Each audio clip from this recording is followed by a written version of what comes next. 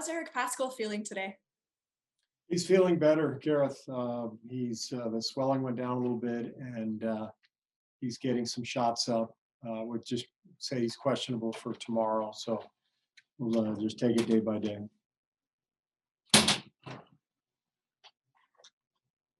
Steve Kendra Andrews, NBC Sports Bay Area. What does having a big man who can pass like Draymond, what does that add to a team? How does that open up the floor and what you guys do?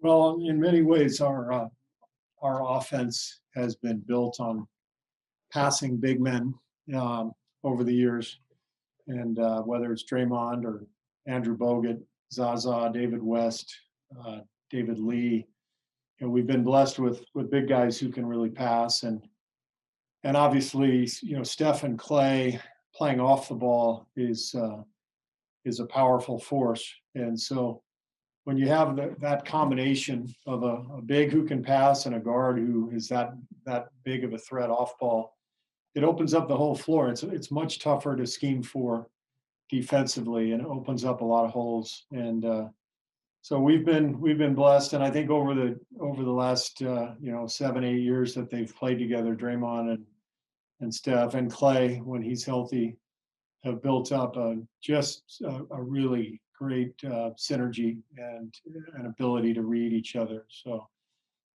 that's it's been a key for our team for a long time. You seen where you rank in defensive rating right now? We're top 10, aren't we? 10 exactly. Yeah, it's it bears out what we had thought and hoped in preseason and when we built the roster. I think Draymond has tied it all together, but we're getting a lot of great individual defensive performances this season too. Andrew in particular has just been really good, and the combination of the length and the athleticism that we have, plus Draymond quarterbacking everything. We've been on an upward swing now since Draymond's return. What do you expect as a counter from Dallas tomorrow? Well, the biggest thing, I look at these little 2-game series just like I do a playoff series. And one thing in every game too, in a playoff series, I've always felt the biggest adjustment is the emotional one. You can talk about the tweaks and, maybe a team changes a matchup. Maybe they add a couple of offensive sets. Maybe they play zone a couple times, whatever it is. But the physical tweaks in a playoff series are not nearly as critical as the emotional one. And that's what's coming from Dallas tomorrow. And we know that. We've been on the other end of this. We lost to Portland at home by 30, and then came back and played a great game 2 nights later. So we have to be prepared for Dallas's force, anger, competitiveness, because that was obviously a tough night for them last night, and they'll be ready. Just going back to Draymond for a moment, how do you describe the uniqueness of somebody who's locked in on defense and then the other side of the ball has a 15 assist playmaking night? What kind of energy and concentration does that take to be that dialed in on both sides of the ball? Well, it takes a combination of energy and brains, and I think that's basically what defines Draymond as a basketball player. Even as a human being, he's got a brilliant mind, a powerful mind. He is unbelievably competitive, and he hates to lose. He takes it personally, and so you throw all that together when he's at the top of his game.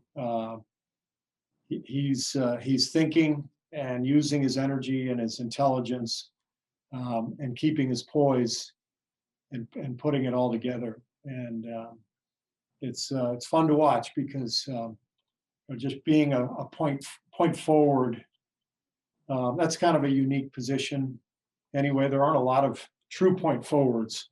But Draymond is a true point forward. That's his natural instinct, is to handle the ball and get everybody involved. And then you combine that, like I said, with the defensive acumen. That's what makes Draymond one of the most impactful players in the league. Even in a year like this one, where his numbers are down and he's probably not going to be an all-star and all that, I would still argue that he impacts winning as much as the very, very best players in the league. Do you think that you might try to find minutes for him at center, even when you guys are healthy at that position? I think so. I think it's something we have to look at, Wes. I mean, we're shorthanded right now, and so we're forced into some combinations, and if those combinations work, and it's not just a flukish thing, which we know it's not, because Draymond has always been great at the 5, and we've used him there generally 12, 15 minutes a night over the years. Then it's something we have to look at. So we'll see how it all plays out. Steve, Logan Murdoch, aspiring journalist.